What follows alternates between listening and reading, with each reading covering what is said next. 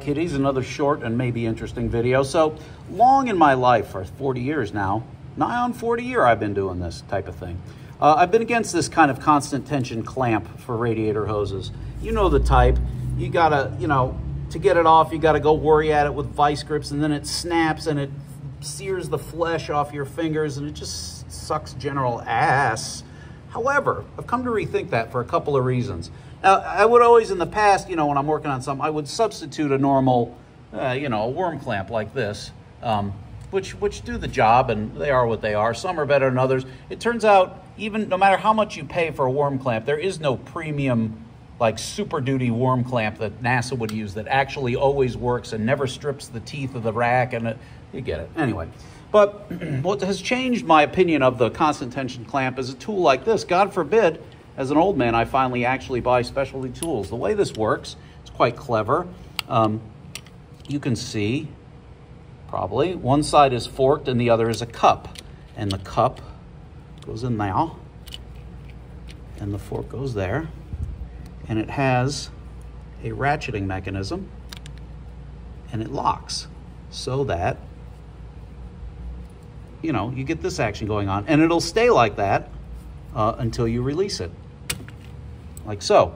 However, aside from having the tool that makes working, and you can see the ratchet teeth in there, aside from having the tool that makes working on with that type of clamp easier, there is an advantage to this that is not there with the worm clamp. Imagine when the temperature of this thing gets hot and cold and cycles enough times, this thing is going to work itself loose. However, this, because it's always constant tension and it's always based on metallurgy, the bigger this expands, the tighter the clamp gets. It is never going to fail unless it corrodes through here, and you've seen them go bad, but this is actually not, this is in theory a superior clamp. Now, I don't think this can put as much clamping force on as a worm clamp. However, you know that all you got to do is get the rack of the worm to strip one of these gears, and then the thing has no tension. So the tendency to want to over tighten these, as soon as you go past the maximum tightness, you rip it out and you've scrapped the clamp.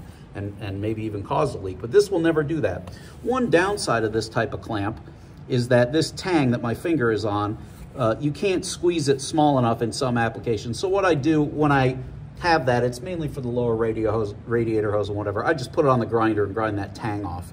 I honestly don't really know what that tang is there for, except maybe to tell you the maximum expansion size of the clamp so that you don't use, that you use the right clamp. In other words, if you can close this and get it on here, you can use it. If you can't close it, you shouldn't be doing what I do, which is grind some of that off so that you can get it to be bigger. But I don't, who the fuck knows? It must have some reason. It's not there for no reason. But anyway, that is a constant tension clamp, and I've learned a lot. She's all goddamn lovely.